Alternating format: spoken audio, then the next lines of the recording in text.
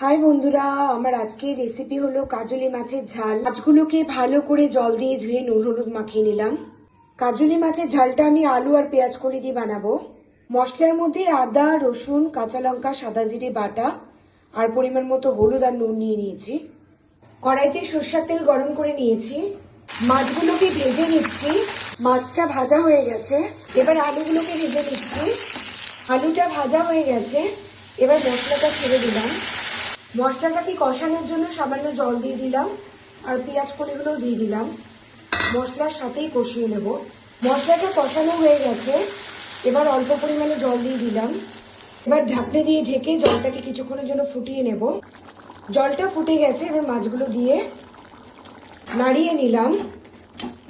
এবার আরো কিছুক্ষণের জন্য ঢেকে দেব। মাছটা হয়ে গেছে। কাজলি মাছের ঝালটা কমপ্লিট।